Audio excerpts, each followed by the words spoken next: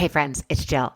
I'm popping in here before today's episode because I want to share what I've been hearing from so many of you lately and what I'm doing about it. Things feel more complex, heavier, and there just feels like there's so much more to navigate than there used to be. And if that's you, I want you to know you are not imagining it because I'm hearing it across the board. I also want you to know that I just opened applications for something that I have been building for a while called the Next Era Leader. It is a small 8-week cohort for women who want to expand their leadership capacity and think more clearly in the middle of all of it. It's been on your mind, it's been on my mind, it's been on everyone's mind. And if this is you and it sounds interesting, the details are in the show notes. And for the fellas, you know I love you and we will have something for you too. I continue to work with you one-on-one, but this particular cohort is for the ladies. You can get all the information in the show notes or go to griffinmethod.com and you can also find everything there. I hope to see you on the inside. Hey there, I'm Jill Griffin, the host of The Career Refresh, and today we are talking about the satellite office problem and how to build influence when you're not in the room. This can also be looked upon if you are a remote worker or you have a hybrid schedule and the epicenter or the pulse, the heartbeat of your company is elsewhere. And there's a version of this problem that I don't know that many people are talking about at the senior level. And because it feels like it's admitting weakness. Like, how do you create influence when you're actually not there?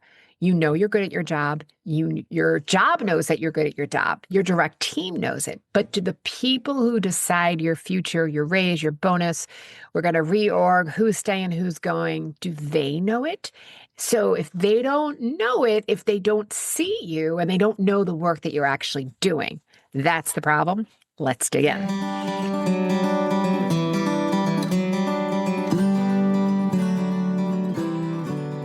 So I want to distinguish proximity from performance. The satellite problem often is the gap between your output and others' perception of your output. So informal visibility, right? When you're able to have the hallway conversation, you're in the elevator, you're maybe grabbing lunch at the same time, there's that spontaneous face time, and that often can be seen as working or contributing, and that tends to compound over time to perceived credibility, right? That you're here and you're working. Who actually decides what happens, promotions, bonuses, stretch assignments, new pieces of business, new opportunities, is often getting it decided with the people who are interacting with each other. And since you're not necessarily in the proximity conversation because you're not physically there, it's going to feel unfair. And it is, but as we've said, there's no fair in business, right?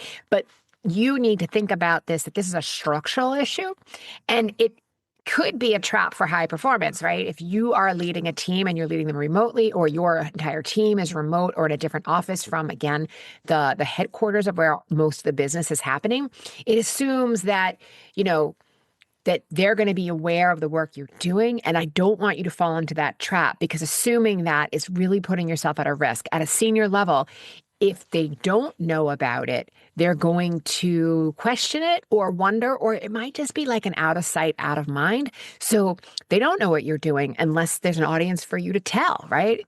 So what you want to do is you want to be really careful in how you approach this. You want to be super strategic in how you approach this. So first I would say is this idea of like, well, I'll just schedule catch-ups. That vague relationship building puts the invisible labor on the person that you're catching up with. And without a clear reason to show up, they might show up, they may deprioritize it or cancel it. Or if they do come, they may feel like, is this going to be a waste of my time?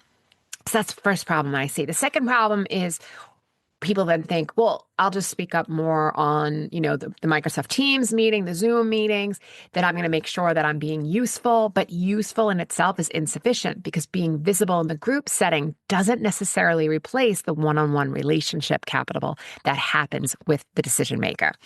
And then the idea of, well, I'll just wait then to the next time I'm in the office at the QBR, the quarterly business meeting, the annual sales meeting, the next time we have a client-facing meeting.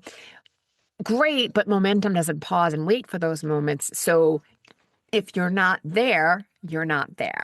So I don't want you to freak out about this, because this is happening all the time, but visibility alone does not build presence. What you need to do is build relevance and you need to resonate. So here are 3 things that senior levels are doing that can actually pull apart and really stretch yourself so that you're shrinking the distance and it doesn't feel as strong.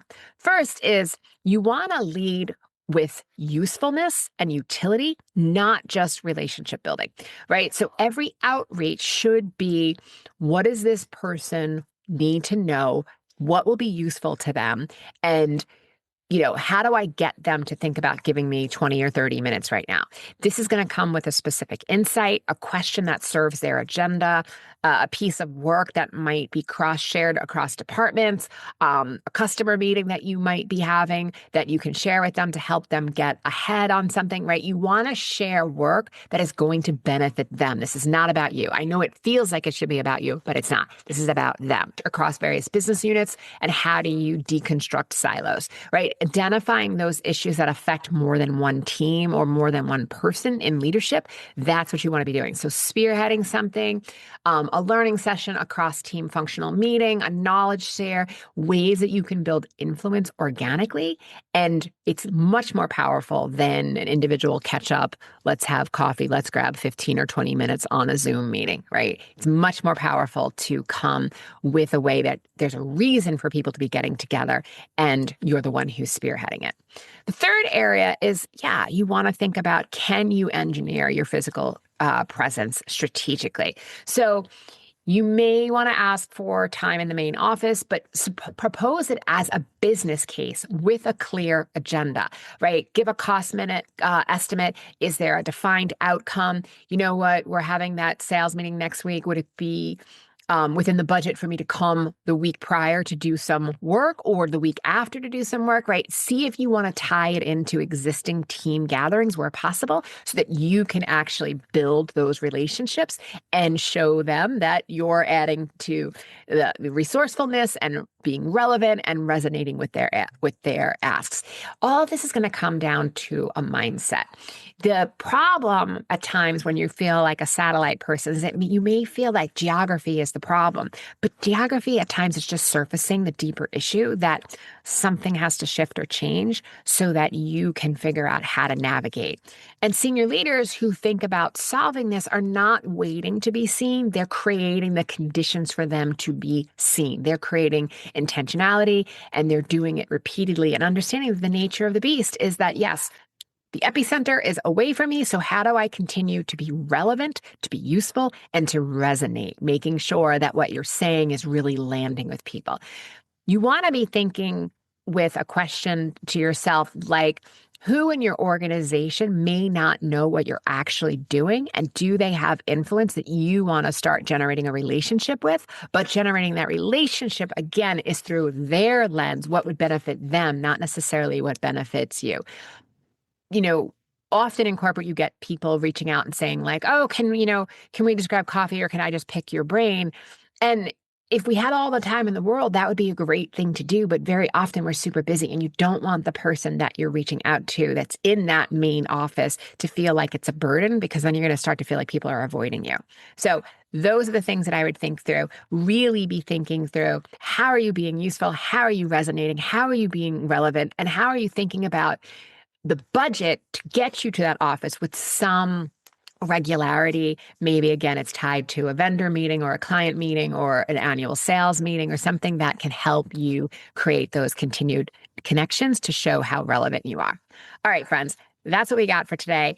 If you have questions, email me at hello@jillgriffincoaching.com. I always appreciate you being here. And listen, refresh your thinking on this networking. Be intentional and always, always, always be kind. I'll see you soon.